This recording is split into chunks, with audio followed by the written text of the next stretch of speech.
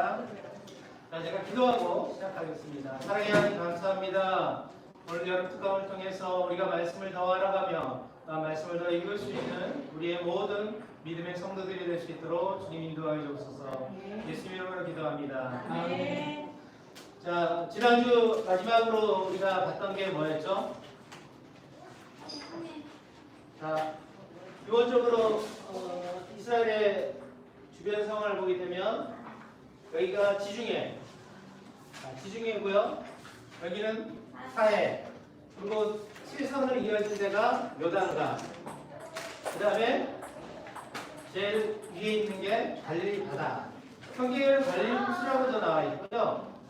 바다라고 하기엔 너무 좀 작고 호수라고 하기엔 너무 좀 큰 내용이. 자, 그래서 우선은 그 이스라엘 지도를 보게 되면 3등분해서 우리가 설명할 수 있습니다. 제일 위에는 갈릴리 지역이고, 가운데가 사마리아, 그리고 아래가 유대 지역이라고 그렇게 말하고 있습니다. 그리고 오른편은 베레아, 그것이 광야라고 그렇게 성경에는 많이 지칭해서 설명하고 있는 지역이고요. 지역을 보게 되면 제일 위쪽에 가버나움입니다. 이 가버나움은 예수님께서 2년 반 정도 사역을 하신 곳이 저 가버나움에서 사역을 했었습니다. 우리가 성경에 나와 있는 많은 부분들이 가버나움과 연관된 내용이라는 것을 여러분들이 기억하면 좋을 것 같고요. 자, 갈릴리 옆에는 어디일까요?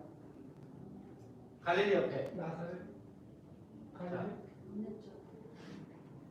바로 예수님께서 어린 시절을 보내셨던 나사렛이라는 동네입니다.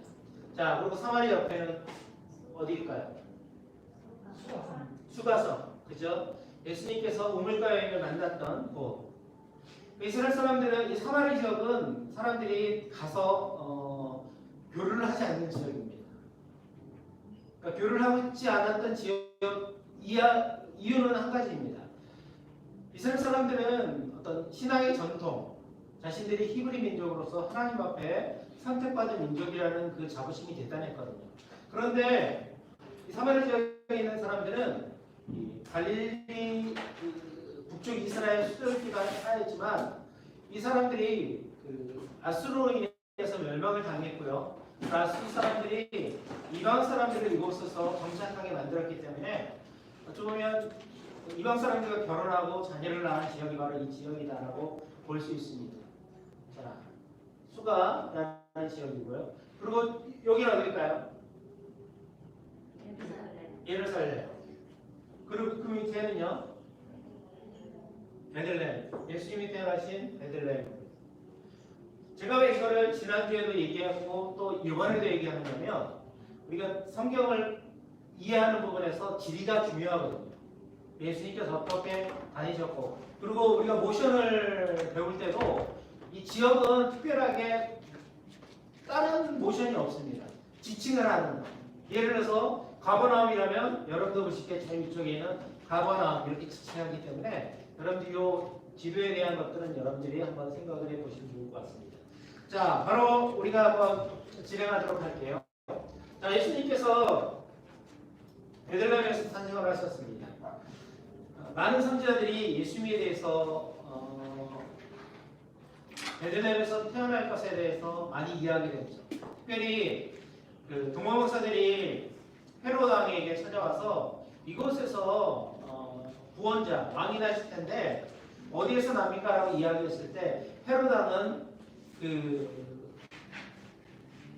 유대율법을 잘하는 사람들을 불러다가 역사적으로 어디에서 날 것인가 라는 것을 물어봤을 때 베들레헴이라고 그들이 지칭했다는 것은 그만큼 사람들이 많은 사람들이 베들레헴이다라는 것에 대해서 익히 알고 있는 지식을 가지고 있었다는 것을 알 수 있다는 것.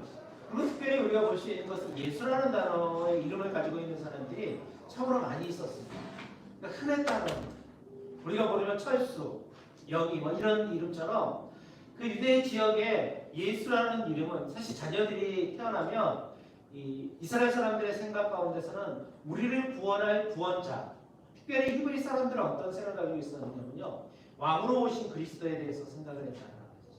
우리가 지금 로마의 고난을 당하고 있는데 이 고난 가운데 우리를 해방시켜줄 사람, 그러니까 자기 자녀가 그런 일에 쓰임을 받아서 좋겠다라는 생각을 갖는 사람들이 많았다는 것입니다.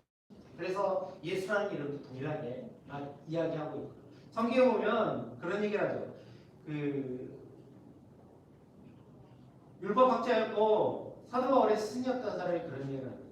왜냐하면 예수라는 사람, 또 예수의 도를 전하는 사람들에 대해서 이야기했을 때 어떤 반응을 보이냐면 지금까지 예수라는 사람이 너무나 많이 일어나지 않았는데 그러나 그가 정말로 예수라면 그것이 지속될 것이고 예수가 아니었던 구원자가 아니라면 그들은 이제 곧 사라질 것이다라는 이야기한 것처럼 예수라는 이름은 너무나 강했다는 것이죠. 자, 결론적인 부분들은 예수 그리스도는 네덜란드에서 태어났다는 거예요. 그리고 헤로당이 이 아이들을 다 잡아서 죽이려고 하면서 성령의 음성을 듣고 이제 나사렛으로 그의 부모들이 나사렛으로 옮기게 되는 것을 보게 됩니다. 자, 나사렛은 어떤 일을 하게 되었죠? 이 그림을 통해서 보면 목수, 그죠?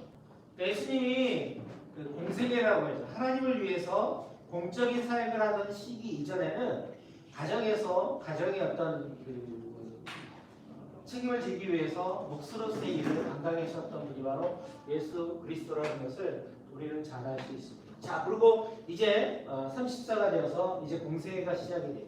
공생애가 시작되는 그 시기에 한 사람이 있었습니다. 누구일까요?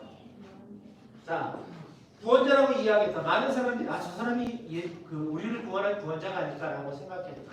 바로 요한입니다. 그죠? 요한이 그렇게 지칭을 받았는데요.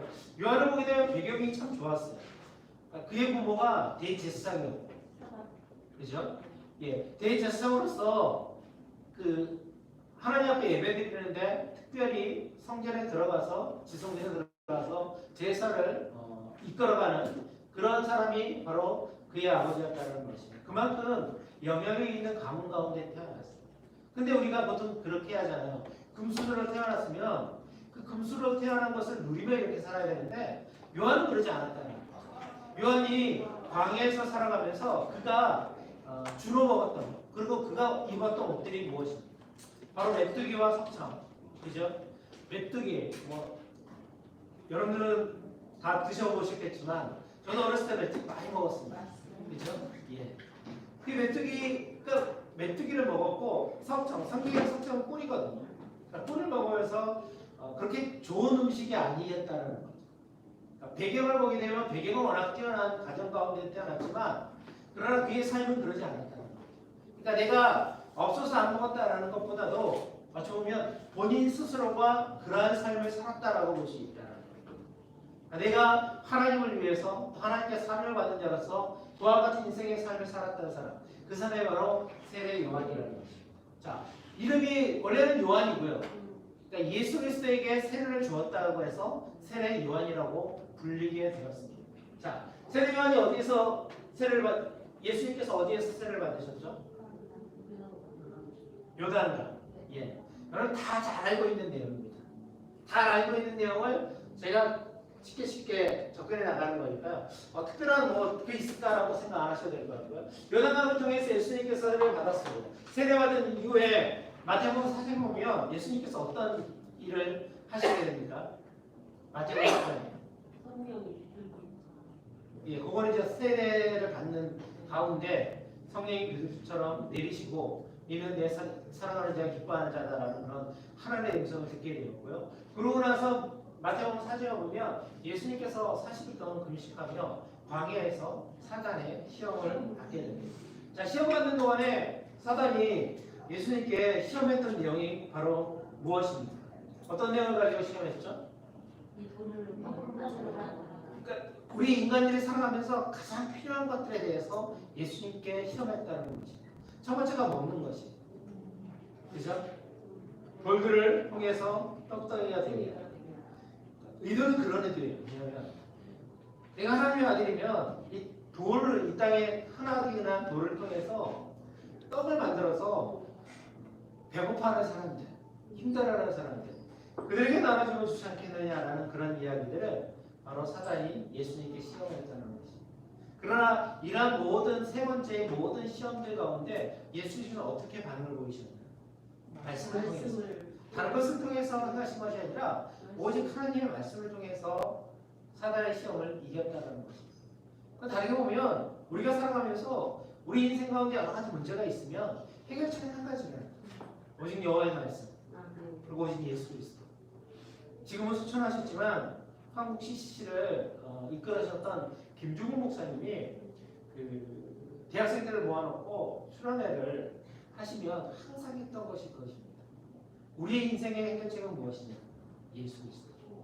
아무리 질문이 달라도 정답을 하나라는 것입니다. 오직 예수 그리스도. 그 그리스도를 통해서 이루어질 수 있다는 것. 자, 예수님께서는 어떤 광야의 시험과 어려움이 있었지만 그 모든 것들을 말씀으로 이겨나갔다는 것을 우리는 봅니다. 자, 여기까지 우리 모션을 보게 되면 베들레헴이 어디에 있다고요? 예루살렘 안에, 제일 안에 있다는 것입니다. 우리가 지도를 한번 보시면 우리 아이들도 지금 하고 있는데요. 성경에서 비슷한 내용을 하고 있습니다. 잘 보이진 않지만 이 아래쪽이 예루살렘과 그 아래가 바로 베들레헴입니다. 자, 그래서 베들레헴. 자, 여러분들이 보실 때 이렇게 합니다. 아래쪽에 있으니까 베들레헴. 탄생은 아이를 안고 이렇게 아기 안고 이렇게 너무 많이 힘들면 아이가 멀미하니까 잠깐만. 탄생 그리고 나사렛은 조금 그림은 이렇게 돼 있지만 나사렛은 조금 그 수평 자기 눈높이 정도 되는. 왜냐하면 그 나사렛이 갈릴리 지역이니까 갈릴리바다 옆이니까 나사렛 거기서 목수는 여러분들 나무를 킨다고 하죠. 그죠? 나무를 킨다. 톱질한다. 예, 톱질한다. 라는 의미로 나사렛 목수 그리고 요단강. 지도를 보시면 알겠지만 요단강이 약간 꾸불꾸불합니다. 일자로 탁 되어 있는 강이 아니라 약간 꾸불꾸불하니까 여러분들이 볼 때 요단강 세례. 자, 코를 지금 우리 그 장로교 활동측은 그 세례를 간편하게 드리지만 예수님 시대는 그렇지 않았습니다. 왜냐하면 물에 푹 담가지. 그리고 보통 이 앞으로 이렇게 물을 담는 것이 아니라 뒤로 이렇게 넘어가면 뒷사람이 이렇게 받아주는 그런 세례식을 과연했기 때문에 모셔도 세례하면 코를 잡고 뒤로, 그죠? 그런 모습을 하면 됩니다. 자, 그리고 광야는 베리아 지역 광야라고 이야기했으니까요. 여러분들 보시기에 오른편에 있는 걸 찍고 광야 시험은 이렇게. 광야 시험. 자, 그러면 한번 다시 한번 하도록 하겠습니다. 베들레헴 탄생, 나사렛 목수, 그 다음에 자 요단강 세례, 광야 시험. 예, 그렇게. 자, 광야 베리아 지역이 그 여러분들 기준을 딱 보면 그 왼쪽 아래쪽에 그 베리아 지역이 있거든요. 그래서 광야를 지칭할 때는 그렇게 지칭해서 넘어가시면 될 것 같습니다. 자, 그러면서 예수님께서 이제 그 사역을 이제 막 시작을 하게 됩니다. 자, 처음에 예수님께서 그래도 하나님을 예배하는 곳으로 가게 됩니다. 하나님을 예배하는 장소가 어디죠? 자, 예루살렘에 가게 됩니다. 예수님께서는 이제 많은 사람들이 따라다니고 예수 그리스도 구원자, 그가 우리를 구원할 구원자가 있냐라고 많은 사람이 생각을 하게 됩니다. 그러면서 밤중에 한 사람이 찾아오게 됩니다. 그 사람은 유대인의 관원이고요. 그리고 바리새인이고 그리고 그 사내들인 공의회 의원으로 활동했던 사람입니다. 젊은 나이에 참으로 모든 사람이 인정받는 사람이었다는 거죠. 제가 지난주에 사내들인이 어떤 일을, 공의회가 어떤 일을 하는 곳이라고 말씀을 드렸나요? 재판하고 판결. 그렇죠. 재판 판결. 그리고 71명이 모여 대상까지 71명이 모여서 모든 것에 대한 판결하는.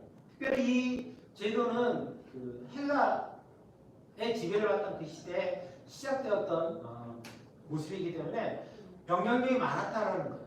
그런데 사내들인 공의회는 헬라적인 여당과 같은 무리잖아요. 근데 바리새인은 어떤가요? 바리새인은 이스라엘 가운데 야당과 같은 존재라는 거예요. 사두개인은 여당이지만 바리새인은 야당이라는 거예요. 이 니고데모가 여당이기도 하고 야당이기도 하고, 보통 우리가 얘기해서 철새 정치인 아니냐라고 말할 수 있지만, 그러나 그만큼 각각에서 영향력이 있는.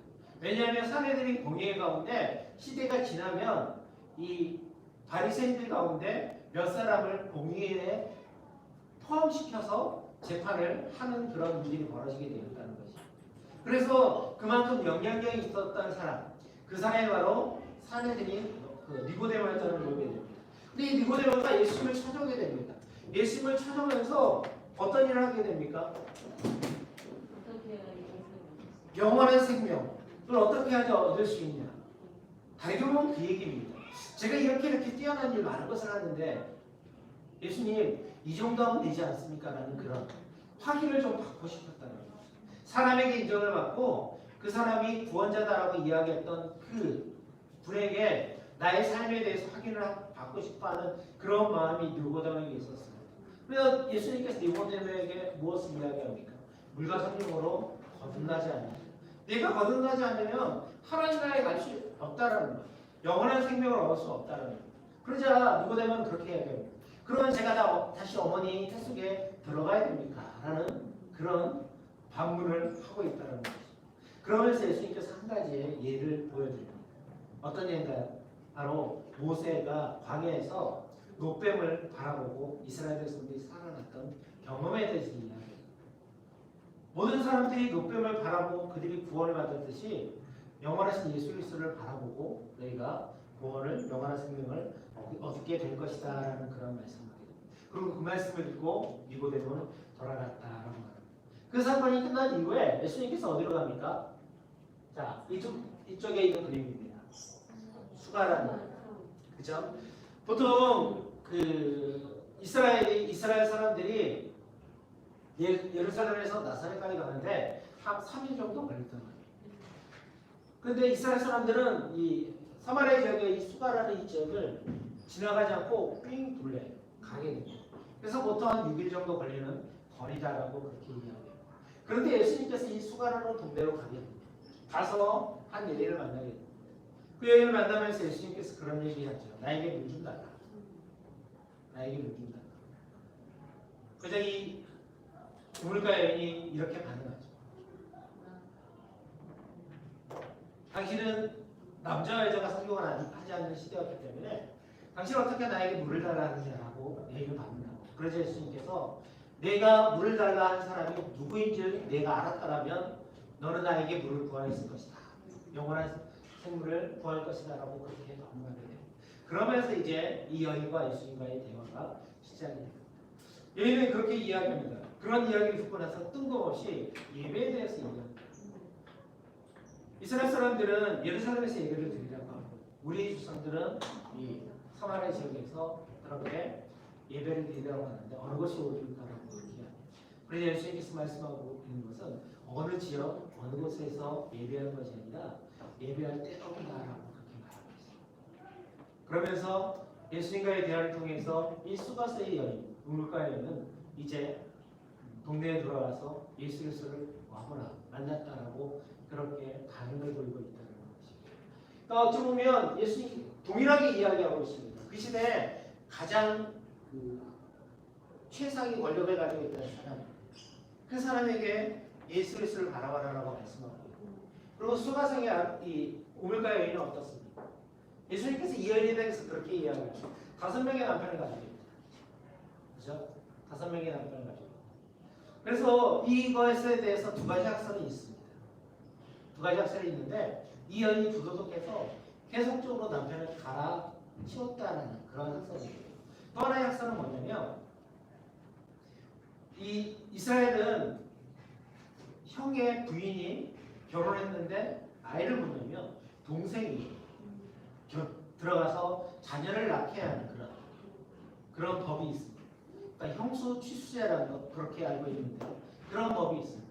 그것도 보면 그런 보통의 그런 인생의 삶을 살았던 여인이 이 여인이 아니었냐라는 또 하나의 학설도 가지고 있다는 거예요. 학설이니까 이런 것이 이거 옳다 그르다라기보다도 연구하는 분들이 그런 의견을 내었다는 것을 여러분들이 생각해 보시면 좋을 것 같습니다. 자, 그렇습니다. 고난스럽고 인생 가운데 참으로 힘들고 어려운 인생의 삶을 살아가는 사람들에게 동일하게 예수 그리스도가 필요하다는 것입니다. 많은 것을 누리고 많은 것을 소유했던 사람들에게도 예수 그리스도가 필요하지만 그러나 아무것도 갖지 않은 그런 모든 인생들 가운데서도 동일하게 그리스도가 필요하다는 것을 설명하고 있습니다. 자, 그렇습니다. 예수 그리스도를 통해서 이제 만났고요. 그 다음에 예수님께서 어디로 가게 됩니까? 바로 나사렛입니다. 나사렛에 가서 이제 이사야서의 말씀을 통해서 이제 나사렛 회당에서 그렇게 말씀을 전합니다. 보통 이스라엘 사람들은 회당 중심으로 모이거든요. 성전에 가서도 예배 드리지만 회당에서 모여서 말씀을 나누고 회당을 주관하는 사람이 누구에게 오늘 말씀을 읽어달라고 부탁하면 나와서 이렇게 이야기합니다. 그때는 예수님이 나와서 말씀을 전하게 되었습니다. 그때 전했던 말씀이 이사야 61장 1절 말씀이거든요. 주의 성령이 내게 임하셨으니 이는 가난한 자에게 복음을 전하게 하시려고 내게 기름을 부으시려고 나를 보내사 포로된 자에게 자유를 누먼 자에게 다시 보게 함을 전파하게 합니다 라고 그렇게 말씀을 전합니다. 그러면서 구원자에 대해서 이야기하고 있습니다. 그런데 이야기를 들었던 사람들, 이 사람들이 예수님에 대해서 너무나 잘 아는 거예요. 왜냐하면 지역이 나사렛이고 예수님이 태어난 어린 시절을 보냈던 지역이 바로 나사렛이었기 때문에 예수님께서 말하는 것에 대해서 사람들이 인정을 하지 않는 거예요. 그러면서 예수님께서 그림 보시면 알겠지만 돌파매 할 정도로 그렇게 행동을 보이고 있습니다. 그래서 예수님께서 이제 옮기게 되시는데 그것이 바로 가버나움 지역이었다. 자, 그러면 여기 모션 한번 해볼까요? 자, 예루살렘 아래 지역이죠? 예루살렘 거듭남 예루살렘 거듭남 좀 중앙 지역의 수가 우물가에. 자, 우물가에는 어떻게 할까요? 도르래라고 하나요? 예, 그거를 이제 끌어올리는 모습. 그것이 바로 우물가의 면입니다. 그리고 나사렛 배차. 나사렛은 위쪽이죠? 갈릴리 바다 옆쪽이니까 나사렛 배차. 그렇게 예수님께서 하시고 그 다음에 이제 넘어간 지역이 가버나움. 자, 가버나움에서 예수님께서 어떤 일을 하십니까? 자, 제일 그림 보면 12명을 선택하신 거예요. 12명의 제자들을 부르셨다는 거죠. 가버나움 지역에서 예수님께서 그들을 선택하시고 그러고 나서 예수님께서 어떤 일을 합니까? 사람들을 모아놓고 산상수. 마태복음 5장에 보면 산상수이 기록하고 있습니다. 그죠? 그러니까 어떻게 살아가야 될 것인가에 대해서 우리 이제 나누고 있습니다. 너희가 하나님을 믿는 유대인 하나님의 선택받은 하나님의 백성이라고 하는데 그러면 너희가 어떻게 살아갈 것이냐? 세상이 주는 가치관 그런 기준대로 살아갈 것이냐? 아니면 하나님이 주는 그런 가치관대로 살아갈 것이냐? 예수님께서 사람들에게 말씀하고 있습니다. 그러니까 천국은 누구인가에 대해서 우리에게 말씀하고 있고요. 그리고 산상수를 통해서 우리가 그 외래 인생의 삶을 살아야 됨을 말씀하고 있습니다. 그러니까 우리가 예수 그리스도를 압니다. 내가 하나님을 압니다라고 말하고 있지만 그러나 정작 우리의 마음 가운데 주님을 알지 못하고 살아가는 사람들이 너무나 많다는 거죠. 그러니까 예수 그리스도를 알지 못하고 그렇게 살아가는 인생들이 너무나 많다는 것입니다. 자, 그러면서 이 산상순 한번 보셔볼까요? 자, 가버나움은 제일 이쪽이죠. 가버나움 12제자. 가버나움 12제자. 숫자 세 뜻이 12제자. 그리고 산상 순 말씀. 순은 말씀. 산상 순. 산에서 말씀을 전했다라는 것을 설명하고 있습니다. 자, 그러면서 이제 이 산상순이 끝나고 나서 예수님께서 어떤 일을 하십니까? 성경에 보면 예수님께서 하신 일들이 여러 가지가 있어요. 그럼 많은 부분들이 얽매인 사람들, 사단에 눌려있는 얽매인 사람들, 그들을 해방시키는 그런 일들을 하게 되었다는 것이죠.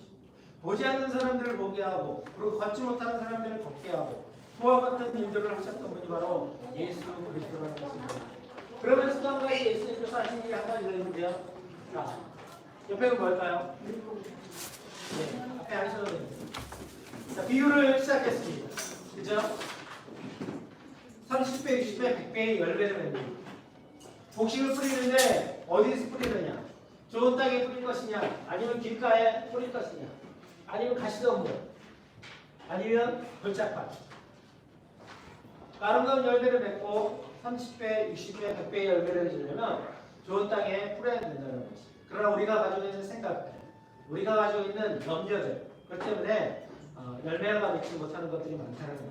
이런 비유들을 계속 이야기합니다. 그죠? 이런 비유들을 계속 사람들에게 설명하고 사람들에게 말하고 있다는 거지. 전체 다 하지 못하죠. 오직 제자들에게만 모아놓고 이 말씀의 의미가 무엇인지에 대해서 자세하게 설명하고 있습니다. 그러나 많은 사람들이 비유에 대해서 잘 모르는 그런 일들이 있습니다. 자, 사단을 누르신 건 이렇게 사단을 누르신 방식 때리시. 사단을 누르신. 자, 그럼 비유 시작은 전체가 할 수 없죠. 한쪽만 하니까 한줄을 가지고 비유 시작. 자, 그것이 바로 우리가 봤던 내용입니다. 자, 그 다음에 어떤 일이 있습니까? 예수님께서 이제 배를 타고 가시게 됩니다. 자, 배를 타고 가시는데 갑자기 폭풍우가 넘치는 거예요. 그죠? 많은 사람들은 이것에 대해서 자신의 힘으로 본인들이 다 직업이 어버이였기 때문에 자신의 힘으로 무엇인가를 하려고 여러 가지 방법을 썼습니다. 그러나 안 되자 이제 예수님을 깨우죠. 예수님, 지금 우리가 죽게 되었습니다. 우리 이러한 상황을 예수님 해결해 달라고 그렇게 예수님을 깨우게 됩니다. 그래서 예수님께서 뭐라고 얘기했습니까? 잠잠하라고 그렇게 말씀하고 있습니다. 그러니까 자연을 그런 다스리는 그런 놀라운 일들이 예수 그리스도를 통해서 이루어지고 있다는 것이. 그 다음에 볼 수 있는 것이 우리가 잘 알고 있는 오병이어 기적입니다. 그렇죠? 사람들이 예수님 말씀을 듣기 위해서 몰려들었습니다.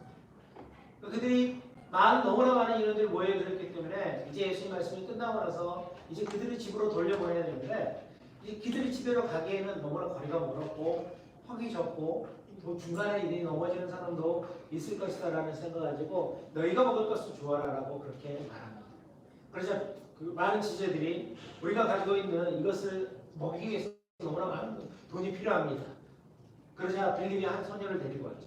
이 아이가 도시락을 가지고 있는데요. 그래서 예수님께서 사람들을 50명, 100명 무리로 앉게 하고 그들을 이 도시락을 축사하고 그들을 향해서 기도하고 나눠주자 12광주리가 남게 되었다는 것이 하나님의 말씀입니다. 다르게 보면 우리의 필요를 채우시는 분, 그렇죠? 우리의 필요를 채우시고 만족시켜 주시는 분, 그분이 예수 그리스도라는 것을 우리에게 말씀하고 있다는 것이죠. 문제는 우리에게 이 어린아이 같은 그런 믿음이 있느냐, 그죠? 어린아이가 여러분도 한번 생각해 보세요. 그런 생각이 들어요. 이 아이만 도시락을 싸왔을까? 또 이 아이의 고민은 뭘까요? 사람들이 다 도시락을 안 쌌다고 하는데 이 도시락을 어떻게 할까? 그냥 딴 데 가서 나만 먹을까? 이거 어떻게 할까? 다른 사람은 못 먹더라도 그런데 예수님은 드려야 되겠지. 마음을 가지고 그렇게 드리지 않았나라는 생각이 들어요. 성경에 나오는 내용은 아닙니다. 한번 그런 부분에 대해서 상상해 볼 수 있다는 거예요. 그러나 한 나이에 그런 도시락을 통해서 하나님께서 놀랍게 좀 그 아이가 이 도시락이 이렇게 쓰임을 받을 수 있겠다라는 생각을 하지 않았지만 그러나 어쩌면 아주 작은 것이라 할지라도 그것을 통해서 하나님의 손에 맡겨졌을 때 그것을 통해서 놀랍게 역사하시는 일들이 일어날 수 있다는 것. 그것이 우리가 생각해 볼 필요가 있습니다. 자, 여기에 보시면 무엇일까요? 폭풍아 잠자라. 폭풍은 막 이렇게 뛰죠. 폭풍아 잠자라. 자, 잠자라. 폭풍아 잠자라. 그리고 무리를 먹이죠. 어떻게 할까요? 자기들 옆 사람 배를 끊으시면 안 돼요. 무리를 먹이셨다라는 것을 보게 됩니다. 자, 그다음에 이제 어떻게 예수님께서 그 사건 이후에 사람들에게 자신이 어떤 사람이냐라는 것에 대해서 질문하게 됩니다. 사람들은 예수 그리스도를 누구라 생각하느냐라고 질문했을 때 제자들이 그렇게 얘기해요. 엘리야나 에레미야다. 그러니까 놀라운 그런 능력의 종으로 생각합니다라고 그렇게 반응을 보였습니다. 그래서 예수님께서 질문을 하나 더 하죠. 그러면 너희는 나를 누구라 생각하느냐? 여러분도 어떠세요? 여러분들은 예수 그리스도를 어떤 분으로 생각하십니까? 그건 너무 정답이고요. 성경에 나와 있는 정답이고 여러분들이 질문을 한번 생각해 보시죠. 이번에 토요일 날 중고등부 그 헌신 예배할 때 제가 아이들에게 그런 예전에 인터넷 영상으로 유명했던 것 가운데 골판지 간증이라는 영상이 있습니다. 그러니까 외국에서 찍어서 유튜브에서 상영했는데 전 세계적으로 참 센세이션이 일으켰던 내용입니다. 별거 아닙니다. 내가 예수 믿기 전의 모습 그리고 내가 예수 믿는 다음의 모습 두 가지에 대해서 이렇게 내용을 하는데 어떤 사람들은 그러니까 이게 한국적인 상황이 아니라 이것이 외국적인 상황이라는 것은 여러분들이 한번 생각해 보시면 좋을 것 같습니다. 그냥 나는 이전에 이단에 다닌 사람이었는데 이제 하나님의 그런 삶을 살았다는 고백하는 사람들. 어떤 사람은 나는 자녀가 없어서 평생 살았는데 하나님께서 나에게 교회에 많은 자녀들을 나에게 주셔서 너무나 감사합니다라는 그런 제목도 여러분들 한번 유튜브에 골판지 간증이라는 제목을 한번 검색을 하시면 내용이 나와 있습니다. 제가 매번 볼 때마다 참 하나님께서 사람을 바꾸시고 사람을 변화시키는 그런 놀라운 그런 역사들을 있구나라는 것들을 세상 깨닫게 할 수 있는 일이에요. 자, 예수님께서 그런 질문하자 베드로가 뭐라고 해야 됩니까?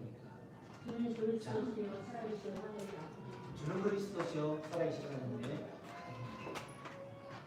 많은 사람들은 그냥 놀라운 하나님의 종입니다라는 수준에 머물렀지만 그러나 베드로는 한 단계 더 나아가서 그리스도가 누구인지에 대해서 그렇게 고백하는 삶을 살았다는 거죠. 그리고 그 고백 다음에 어떤 일이 있습니까? 예수님께서 십자가에 달려 죽게 되는 돌아가시는 것에 대해서 성경은 말하고 있습니다. 내가 이제 십자가에 달려 죽을 것이다 라고 이야기했을 때 베드로가 이야기하는 절대로 안 됩니다. 내가 있거나 절대로 안 된다라는 그런 반응을 보입니다. 그래서 예수님께서 베드로에게 물어보죠. 사단아 기운하라. 그죠? 자, 그 사건 이후에 이제 예수님께서 예수님의 수제자 3명을 데리고 변화산에 오잖아요. 변화산에서 누구를 만나게 됩니까? 엘리야. 네. 자, 그렇게 만나면서 이제 그곳에서 그 하늘의 음성을 듣게 됩니다. 하늘의 음성을 듣고 이제 모세와 엘리야를 통해서 그렇게 말합니다. 자, 이 모세는 두 가지를 이야기합니다. 신앙 고백. 신앙 고백은 이렇게 말을 한다라는 의미로 신앙 고백, 그 다음에 변화산. 변화산은 어떻게 할까요? 자, 이렇게. 그러니까 변화라는 것이 내 스스로가 무엇을 바꾼다라는 것보다 하나님께서 우리에게 허락하신다라는 의미로 하늘에서 이렇게 변화가 되었다라는 것을 설명하고 있습니다. 자, 그것이 바로 이 지금까지 얘기했던 여러 가지 여러분들이 오늘은 좀 양이 길어서 모셔내는 시간도 짧고 하는데 그래도 한번 보시면 알 수 있습니다. 자, 13번 뭐 할까요? 탄생. 14번 목수. 자, 처음 사건들 광야 시험, 거듭남. 자, 수가성 우물가에 나사렛, 배처, 가버나움, 12제자, 삼순, 사단을 물리친. 자, 그 다음에 자, 비유 시작, 폭풍과 전쟁하라, 무일명심, 신앙 고백, 변화산. 자, 요 사역들이 바로 갈릴리 사역입니다. 2년 6개월에 갈릴리 사역이라 보면 알 것 같습니다. 자, 이거는 모션으로 다 진행이 되는 거니까 여러분들이 이 내용을 한번 기본적으로 보시면 좋을 것 같습니다.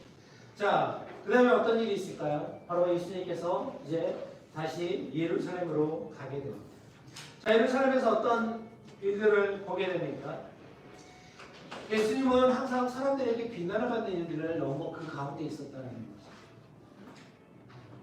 하나님의 아들에 대해서 그리고 고통상한 사람들을 치료해주고 고쳐주시고 그런 일들을 통해서 이스라엘 백성들이 가지고 있는 생각은 참으로 참담하다라는 생각을 가지고 있습니다.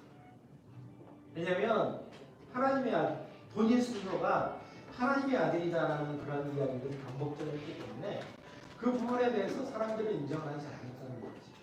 그래서 예수님께서는 그 돌질을 당하는 그런 일을 하게 돼요. 그러고 나서 예수님께서 베레아로 넘어가서 어떤 일을 하게 됩니까? 베레아 이야기에서 어떤 일을 하게 됩니까?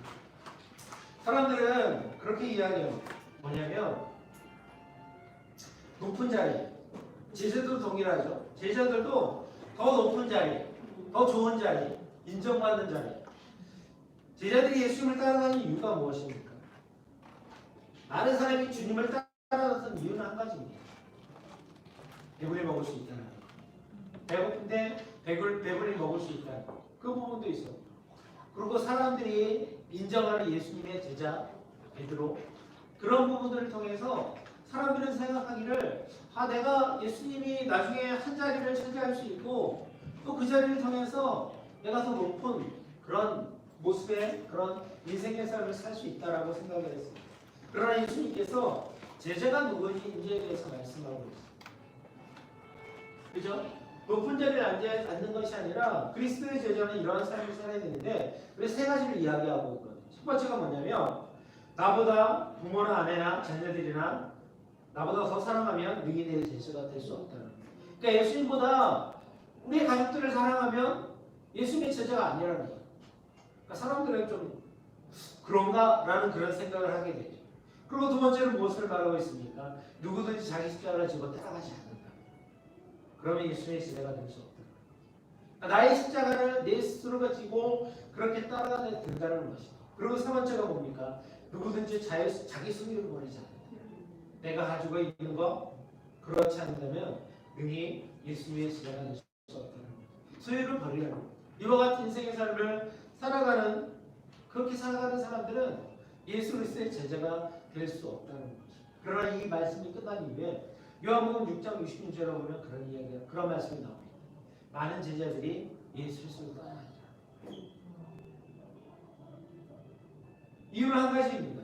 내가 예수님을 따라다니는 것은 무엇인가 예수 그리스도를 통해서 무엇인가를 얻고 무엇인가를 소유하고 그것을 통해서 그렇게 살아가기 위해서 예수를 따라다니는데 예수님은 그렇지 않다는 거예요. 우리에게 그렇지 않다. 우리의 신앙도 어찌 보면 제자들이 가지고 있던 신앙 모습대로 살아갈 때가 너무나 많다는 거죠. 우리 아이들을 보게 되면 이제 고3이 되고 대학에 가고 그렇게 되면 우리가 가지고 있는 생각들이 하나님을 알지 못하는 사람들이 가지고 있는 기준과 어찌 보면 크게 다르지 않는다. 제가 선교사님에게 이런 이야기를 들었거든요. 중국 사람들이 신앙이 철저하잖아요. 그죠? 목사님들이 중국에 가서 말씀을 전하고 있으면 보통 한 10시간 말씀을 전하면 떠나지 않고 그 자리에 앉아서 말씀을 잘 듣고 신앙이 참 대단하다라고 그렇게 생각을 한다는 거죠. 근데 어떤 문제가 있었냐면 이제 믿음 안에서 잘 생활했던 한두 가정에 부모님들이 계셨는데 그분들도 신앙이 좋았어요. 근데 이제 결혼할 때 딱 되니까 그러니까 중국에는 지창금이라는 게 있어요. 그죠? 지창금이 있어요. 지창금은 얼마를 줘야 되냐, 얼마를 받아야 되냐. 그래도 지창금은 이 정도는 받아야지. 어찌 보면 그리스도인들이 가지고 있는 생각, 말씀을 듣고 말씀을 많이 알고 있지만 그 생각이 아닌 일반 사람들이 가지고 있는 그 기준대로 생각하고 그렇게 행동하는 모습을 보면서 참 우리가 가지고 있는 신앙이, 우리가 가지고 있는 믿음이 어떤 믿음인가라는 그런 생각. 예수님께서 너희가 십자가를 지고 따라가라라고 하지만 그 십자가보다는 우리가 무엇인가 얻기 위해서 열심히 봉사하고 내가 이렇게 하면 하나님께서 나에게 복을 주시겠지? 그런 기준을 가지고 살아가는 사람들이 너무나 많더라고요. 예수를 따라다니던 제자들도 그렇죠. 예수님의 사순이었던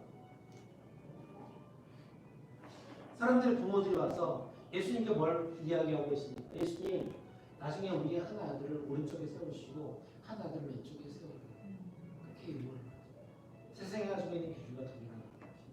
근데 예수님께서 뭐라고 말씀하고 있습니까? 이 자리는 내가 줄 것이 아니라 그가 받을 것이다 라고 그렇게 말씀하고 있습니다. 좀 베드로도 그런 기준에 꼭 가지고 있었던 사람도 베드로에까지 것을 보게 됩니다. 예수님께서 제자들에게 그렇게 이야기해요. 너는 이렇게 살아갈 것이고 너는 이렇게 살아갈 것이고. 베드로도 이제 너도 복음을 전하다가 죽게 될 것이다. 그런 순교할 것이다. 이야기를 많이 합니다. 근데 베드로가 그 옆에 있었던 요한복음 뭐라고 해요? 예수님 그러면 요한.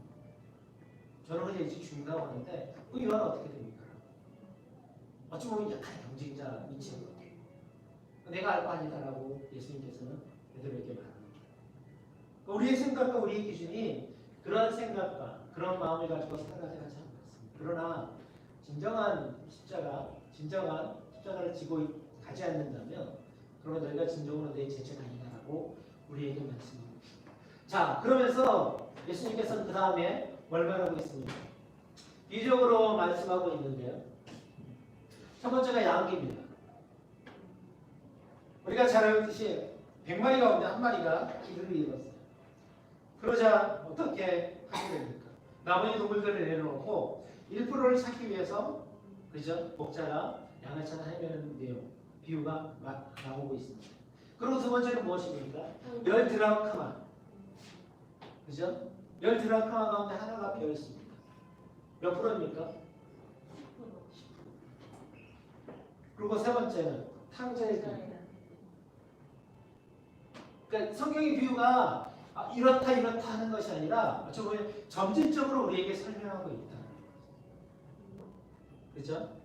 세 번째는 탕자의 비유에 대해서 그렇게 우리에게 설명하고 있습니다. 자, 우리가 한번 보도록 하겠습니다. 자, 예루살렘 여러분들 하단 지역에 지칭하는 겁니다.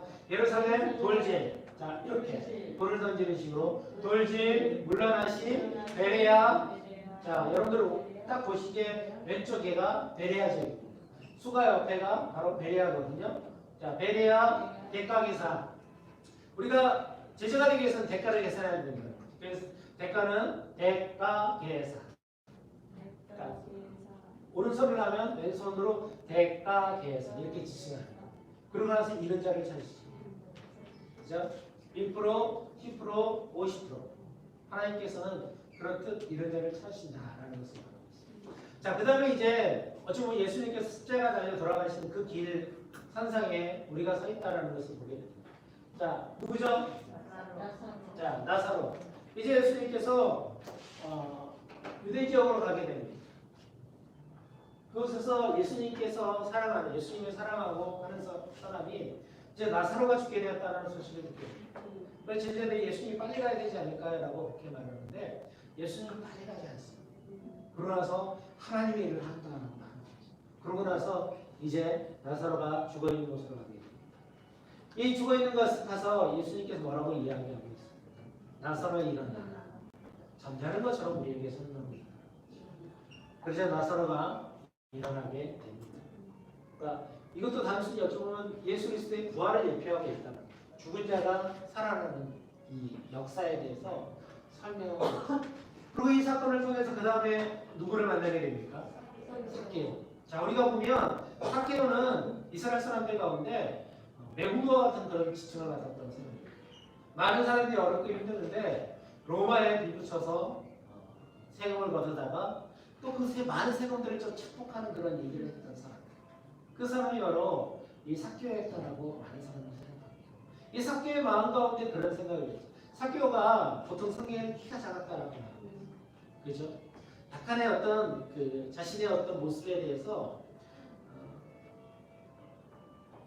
자기가 어떻게 살아야 될 것이라는 그런 생각들을 많이 하게 됩니다. 그래서 삭개오는 내가 무엇을 할까 고민하다가 그가 결정하였습니다. 내가 세리로 되어서 무엇인가를 이루어야겠다는 생각. 그래서 그는 세리장으로서 좀 장이 되었다는 것은 높은 자리에 올라갔다는 것입니다. 많은 돈을 벌었고요. 그렇잖아요.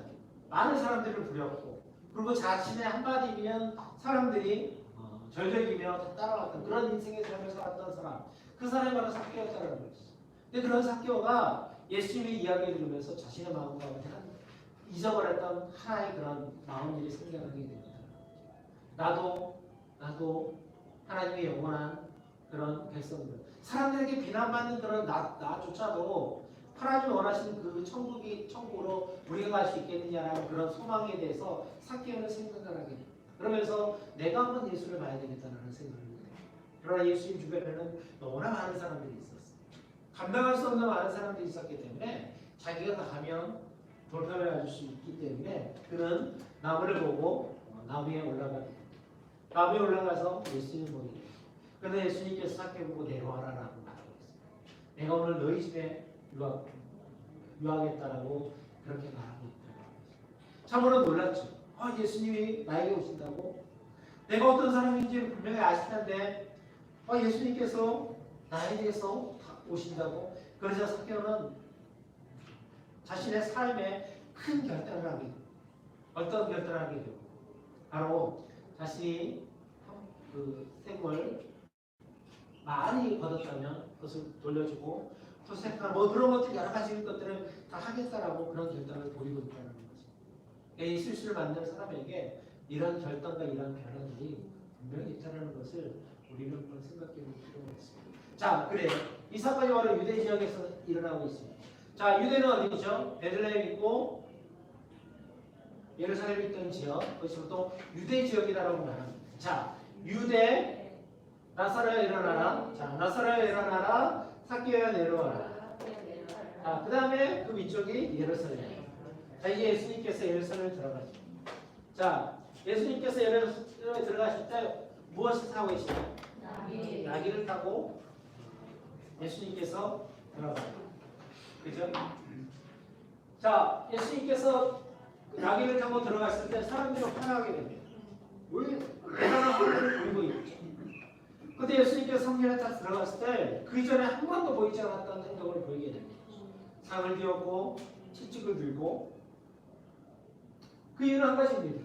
하나님께 예배하는 장소, 그죠? 대성전이었던 그 예루살렘 성전을 사람들의 돈 바꾸고, 왜냐하면 이 이스라엘 사람들은 성전에서는 그 사람들이 통용하고 로마 시대였기 때문에 로마의 돈을 가지고 통용을 했거든요. 근데 여기서는 로마 돈을 사용할 수가 없어요. 그래서 성전에서는 돈을 바꿔줘요. 그냥 바꿔주는 것이 아니라 예를 들면 5,000원짜리를 바꾸면 5,000원짜리를 받으려면 내가 6,000원을 내야 되는 그런 상황입니다.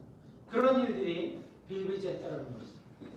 그리고 또 지난번에도 말씀드렸지만 그 제사를 드리려면 동물을 가지고 와서 제사를 드려야 되는데 그걸 가지고 이 사례들인 사두개인 사람들이 잘못된 행동을 너무나 많이 했다는 것이죠. 그래서 예수님께서 저렇게 화를 내셨다는 것이죠. 저번에 말씀드렸던 것이 무엇입니까? 이 사람들이 보통 제사를 드리러 제물을 가지고 오면 거의 99% 사람들이 가지고 온 제물들이 무엇인가 결격 사유가 있어요. 그러면 이것을 주관하는 사람들이었던 사두개인 사람들은 이것이 하나님을 바치는 예물로는 부족하다. 그러니 바꿔야 된다. 여기 제물이 있으니 이것을 내가 구입하라. 그리고 그것을 돈 주고 사게끔 만듭니다. 그리고 가지고 제물로 부족한 그 제물은 다시 가져가지 못하게 하고 그것을 성전에다 그냥 바치지 않는 그런 행동을 보입니다. 근데 그것을 끝나는 것이 아니라 그 바치한 그 제물을 다른 사람에게 판단하는 거죠. 되팔아서 이거는 하나님 앞에 제물로 드리기에 올바르니 이것 가지고 제물로 드리라고 그렇게 행했다는 거죠.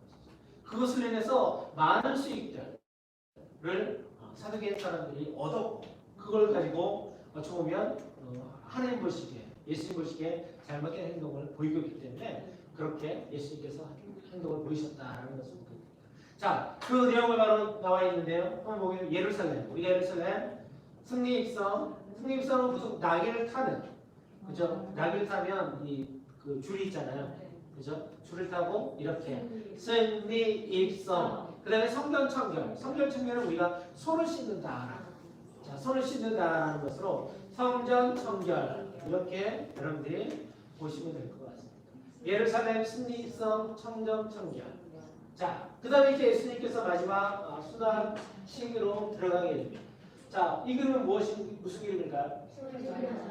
최후의 만찬. 그죠? 예수님께서 한 곳에서 제자들과 같이 최후의 만찬을 하십니다. 그죠? 떡을 떼며 그것을 기념하라라고 말합니다. 제자들의 발을 씻기고 너희가 이같이 행하라라고 말씀하고 있습니다. 이 최후의 만찬이 끝난 이후에 이제 예수님께서 겟세마네 동산에 가서 이제 기도를 합니다. 제자들에게 나를 위해서 기도해 달라고 말합니다. 그러나 제자들은 잠을 자고 있었습니다. 땀방울이 휘방울들처럼 예수님께서 기도하시는데 그러나 제자는 그 예수님의 마음을 전혀 알지 못했습니다. 자, 겟세마네 기도가 있었고요. 그러고 나서 예수님의 제자였던 한 사람 바로 유다죠. 바로 유다가 예수님 앞에 입을 맞춤으로 인해서 배신하게 됩니다. 이것은 신호로 로마 군인들이 예수님을 잡아 가두게 됩니다. 그래서 이제 예수님은 이제 재판을 받으러 가게 됩니다. 그곳에서 내가 그리스도냐 여러 질문을 하게 되죠. 그죠? 그러면 베드로는 이 모습을 보면서 바로 예수님을 쫓아가게 되는 그러면서 예수님 그 베드로를 향해서 한 사람이 너도 그와 같은 그 장이다라고 그렇게 말합니다. 자, 그러고 나서 예수님이 십자가 달려 돌아가셨고요. 그리고 부활까지 이어지고 있는 것입니다. 자, 우리 이거 어떻게 해야 될까요? 처음의 만찬 먹는 걸로, 새우의 만찬 기도, 배신. 저는 이 모션을 왜 이 모션을 했을까? 저는 그 생각을 했거든요. 똥침이지 않을까? 정말 그 생각을 하나요? 그러니까 그러니까 남자분들은 어렸을 때 그런 장난을 많이 하니까. 자, 그다음에 재판은 이렇게 손이 묶여 있는 재판 부인. 자, 부인했고요. 그다음에 십자가 부활. 자, 이것이 바로 복음서에 나와 있는 내용입니다. 원래 이 부분을 한 두 번으로 나눠서 이렇게 자세하게 설명이 들어가야 되는데요. 우리가 3과고 끝나기 때문에 또 그 다음에 사도행전하고 교회 형성, 그다음에 그 서신서들 주제까지 이어가려면 그 내용도 사실은 범위가 되게 많습니다. 그래서 이 부분을 좀 나눌까라는 생각도 했는데 나누지 않고 전체적으로 가는 것이 우리가 전체 이해하기에 그렇게 쉽겠다라는 그런 생각을 해보겠습니다. 자, 그죠? 자, 유대에서의 후기사역. 자, 여기 어딜까요? 예루살렘, 돌집, 자, 물러나심, 자, 베네사역, 베네야, 백박이선, 자, 이런 것을 찾으시. 자, 마지막 사건들, 유대, 사케아야 내려오라, 예루살렘, 스미, 성령 성결, 최후의 만찬, 기도, 계시, 재판, 부임, 십자가, 부활. 자, 이것이 바로 예수님께서 사역하셨다. 제가 퀴즈 하나 내겠습니다. 예수님께서 예루살렘 몇 번 가셨을까요? 예루살렘 몇 번 가셨을까요?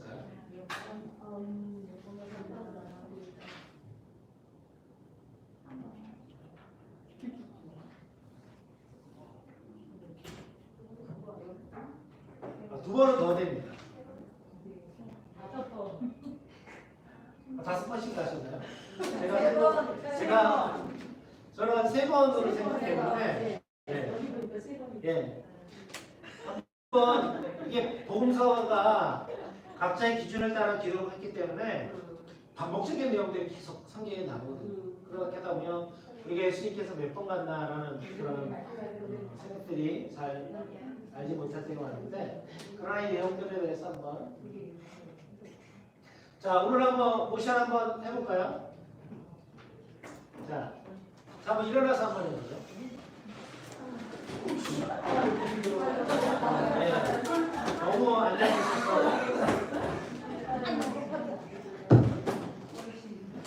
자,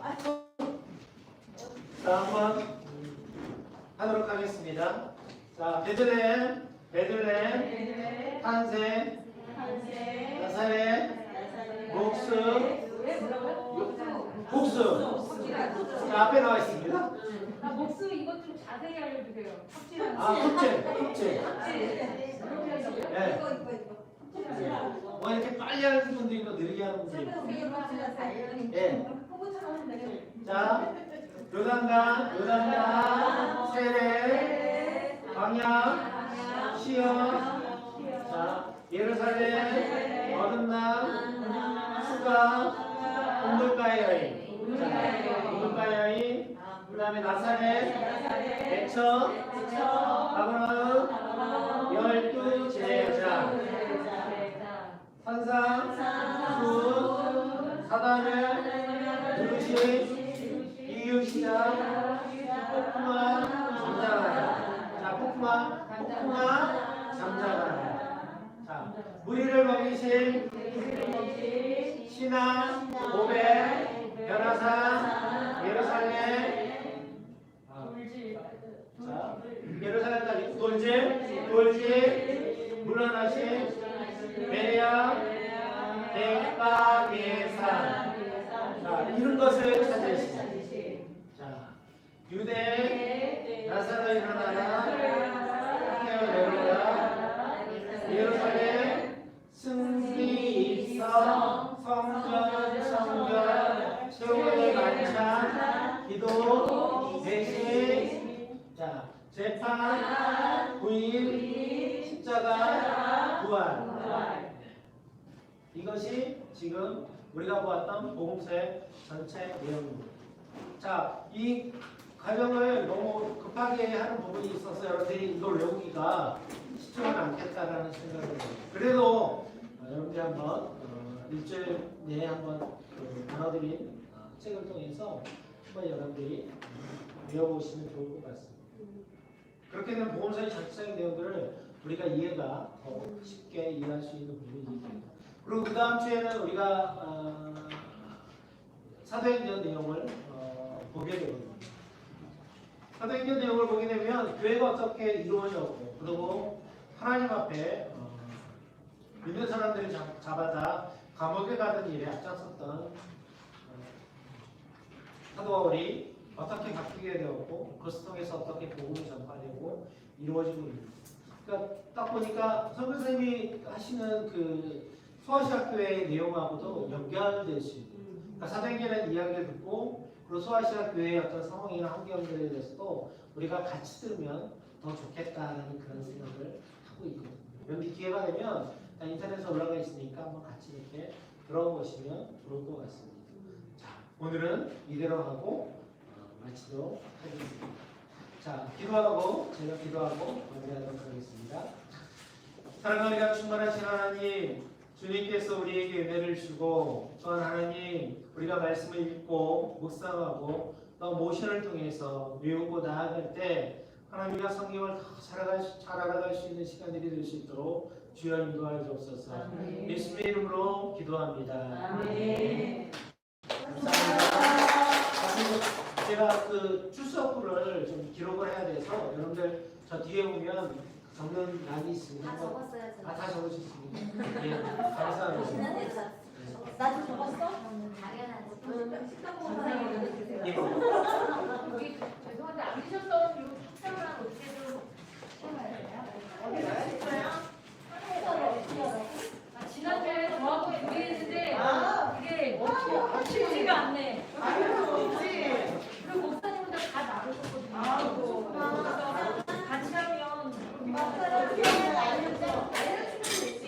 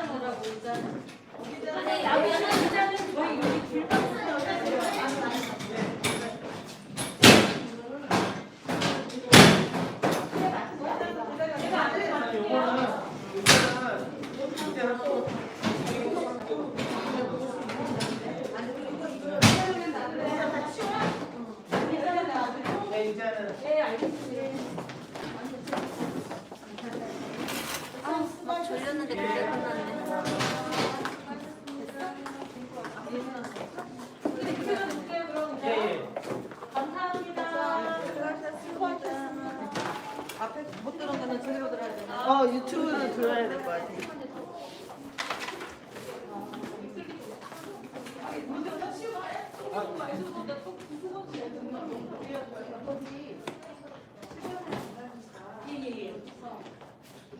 네, 저희 그 예배 중에 말씀을 저희한테 하신 것처럼 중심 내용을 전해주시고 주중에는 저희 담임들하고 아니, 목사님 무슨 다른 차 가져올까요? 아니면 괜찮아요? 감사합니다. 시골 토요일에